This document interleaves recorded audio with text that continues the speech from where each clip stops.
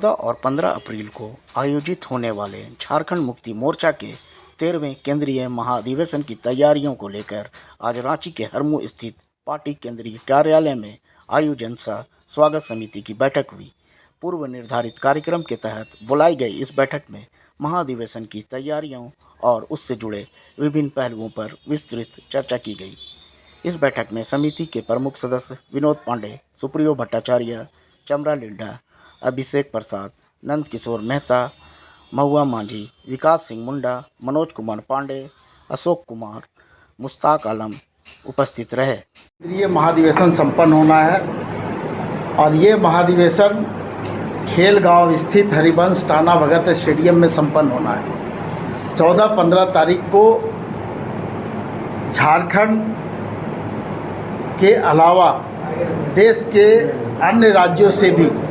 Party के प्रतिनिधि इस महाधिवेशन में भाग लेंगे और चूंकि 14 तारीख को बाबा भीमराव अंबेडकर साहब का जयंती है, तो इसलिए उस प्रांगण का नाम बाबा भीमराव अंबेडकर के नाम पर रखा गया है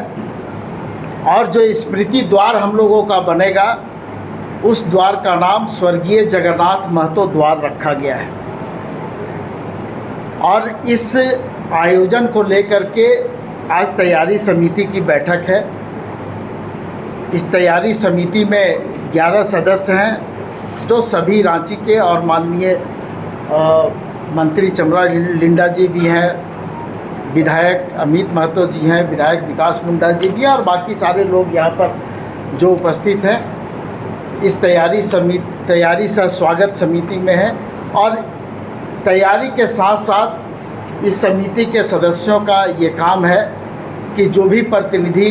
राज्य से या राज्य के बाहर से आएंगे उनका रहने का, उनका खाने का, उनके स्वागत का और कार्यक्रम अच्छे ढंग से सफल हो उसमें अपनी महत्वपूर्ण भूमिका निभाएंगे। इसीलिए आज हम लोग यहाँ पर बैठे थे और ये बैठक बार बार होगी जब तक महाधिवेशन हमारा प्रारंभ नहीं हो जाता, यानी 14 तारीख के पहले तक